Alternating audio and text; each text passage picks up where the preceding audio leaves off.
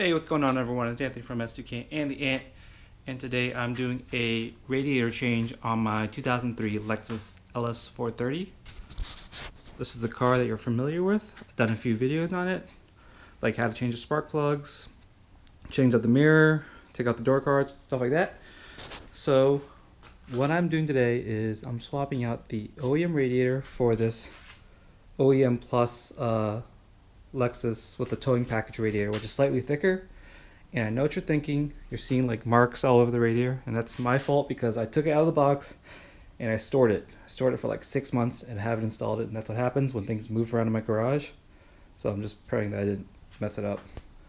So this car has about like 117,000 miles or so, and I think it's about time to change the radiator because I've had cars with more mileage but around the same age, and then these radiators tend to go, especially where the plastic meets the metal. They tend to crack around that part due to age. So I'm going to do a little preemptive maintenance and change out the radiator.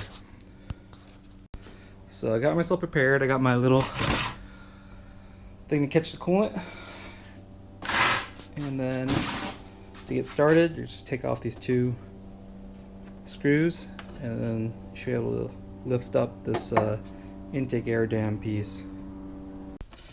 So go ahead and unscrew the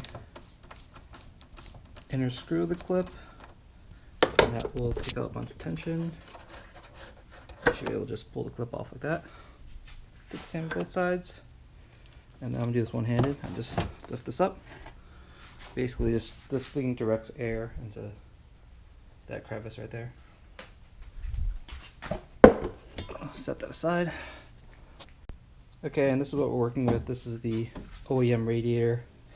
The replacement unit I bought is actually a Denso unit, and with my experience, since Denso is actually the OEM manufacturer of the radiator, everything should fit 100%. Sometimes you buy like a AutoZone radiator and there are small differences that aren't exactly the same, but this is 100% the same. Like that D right there stands for Denso. That's who makes this radiator. So you can see it's supposed to say Denso here, but it's kind of worn out. So I'm gonna remove these two bolts, and actually I'll start draining this first, draining the coolant out of it, and then I'll remove these brackets that hold it in, and I'm pretty sure there are a few other things. Of course, since this is a Lexus, there's a beautiful under tray, which makes this so easy. So basically just take a bunch of these 10mm bolts off, and this under tray will come off, which I'm gonna do now. So as I was taking off the under tray, because I'm just doing this by looking at the car, I actually saw there's a hole here with a straw sticking out. So that's actually where the coolant drain is. So I guess you don't have to take off the under tray, but we'll find out. I just took off a few bolts. I mean, if I need to, I'll take off the rest of the bolts, but right now I believe that's the coolant drain. So that's cool. Thank you, Lexus. Made my life slightly easier. So actually I do recommend taking off the under tray, but I did not because I'm a masochist and I like scratching my arms. Basically I reached my hand all the way down here on the driver's side, and I found the valve, and I unscrewed it counterclockwise, and seems to be draining now. So just be warned, you'll scratch up your arms. But I've scratched off my arms many times working on cars, and it looks like it's draining. Yeah, I hate under trays. I mean, they're super useful, but just like they're great when you're driving. There's less wind noise and all that crap, but it's just a pain in the ass when you're working on your car. But this was an expensive car when it came out, so that's what you gotta do.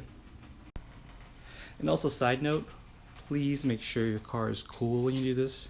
Like, don't get off the freeway and just start wrenching on your car. That's just not a smart thing to do.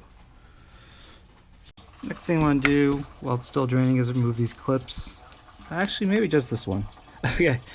Next thing you're going to do is just remove this harness clip.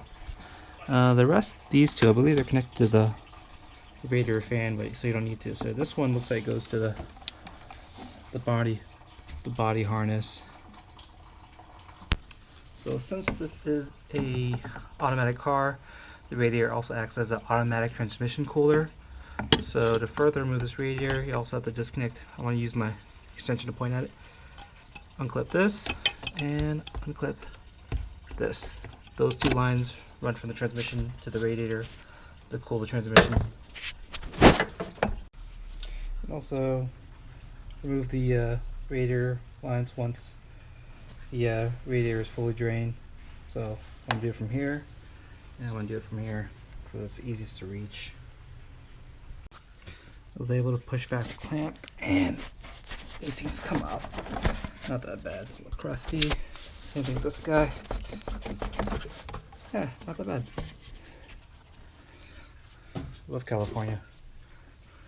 And then, let's see. Probably got to remove this pipe somehow. I'm pretty sure it just comes off. Yep, it does. Okay. And then once you have the two bottom transmission cooler lines off, I think you should be able to pull it up. Okay, so looks like I'm having a little snag while I'm removing this. It looks like it's hitting this air box, so I'm gonna remove these two, looks like 10 mils. I don't know, there's another one holding it in somewhere. Let's see if I can just move it that way.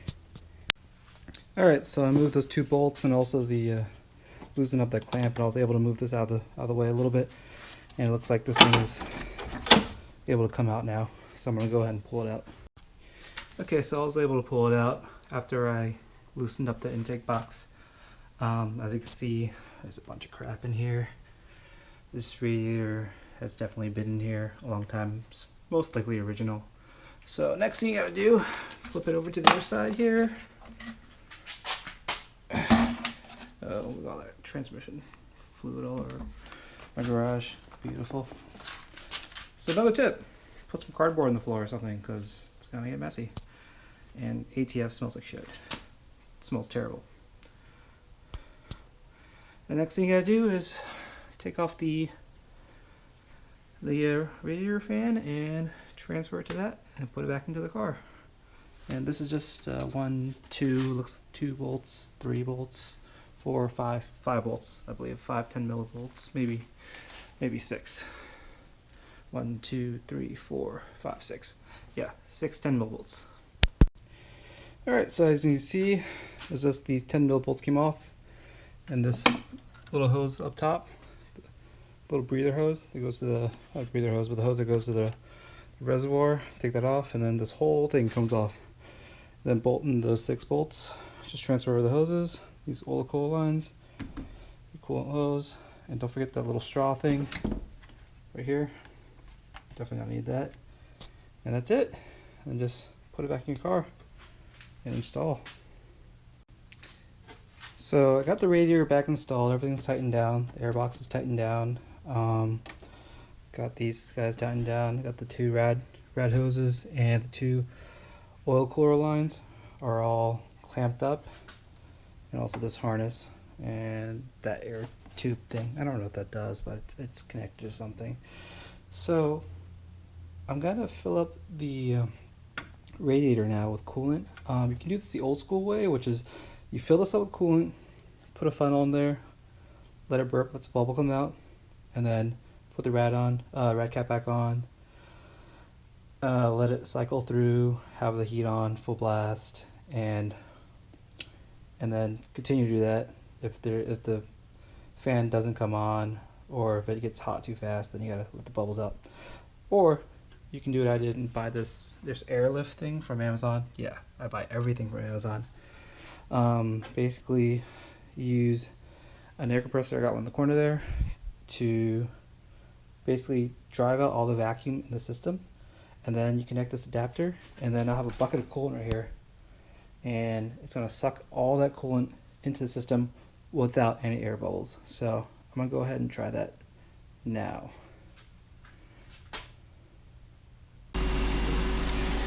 Hey, so I finished the refilling of the coolant I'm just having the car on, just making sure the radiator fan comes on and turns off, so then you know that the car can reach optimum temperature and cool itself down.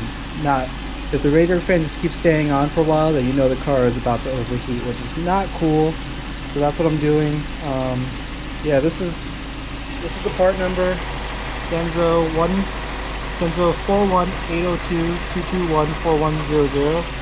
And as I said before, this is the radiator that's equivalent to what the LS430 has for a towing package, which is crazy because this car came with a towing package. And yeah, so the radiator is thicker and holds a little bit more coolant, so the car should remain a little bit cooler.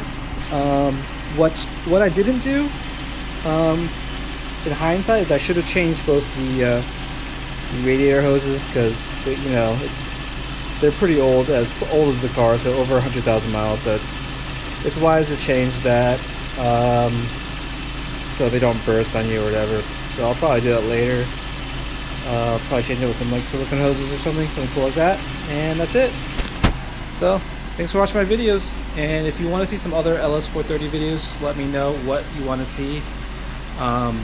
As long as it's feasible. Like, I'm not gonna rebuild my whole car, because my car doesn't need that. But if my car needs some maintenance, I'll be willing to show you how to do it. So that's it. Thanks, man. Bye.